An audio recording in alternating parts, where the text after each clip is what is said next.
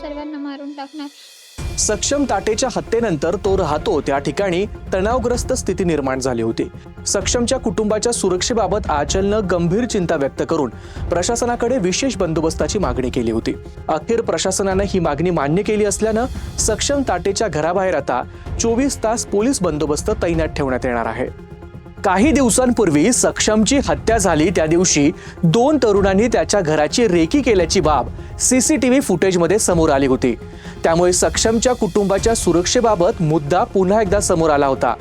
आचलच्या मागणीनंतर सक्षम ताटे याच्या संगसेन नगर येथील घराबाहेर 6 शस्त्रधारी पोलीस कर्मचारी तैनात करण्यात आलेत। 3 शिफ्टमध्ये 24 तास हा बंदोबस्त कार्यरत राहणार आहे। परिसरात गस्त वाढवून कायदा सुव्यवस्था अबाधित राहील याची काळजी पोलिसांकडून घेतली जात आहे। संभाव्य तणाव किंवा अनुचित घटना घडू नये म्हणून हे पाऊल उचलल्याची माहिती प्रशासनानं दिली आहे। सक्षम ताटे हत्येनंतर निर्माण झालेल्या परिस्थितीत आता प्रशासनानं सुरक्षा व्यवस्था मजबूत केली आहे। सक्षमवर अनेक गुन्हे दाखल होते। एवढंच नाही तर त्याच्यावर तडीपारीची कारवाई देखील करण्यात आली होती। आचलचे वडील आणि भाऊ या दोघांवरही काही गुन्हे दाखल आहेत।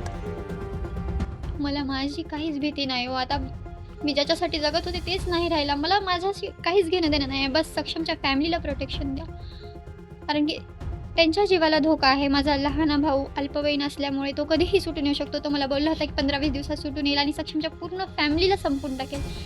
तर बस सक्षमच्या फॅमिलीला काही नाही व्हायला पाहिजे।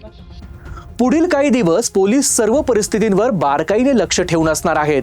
कुटुंबाच्या सुरक्षेसाठी तैनात केलेला पोलीस बंदोबस्त नेमकी किती परिणामकारक ठरेल याकडे आता सर्वांचं लक्ष असणार आहे। Bureau report, LS Marathi, Pune.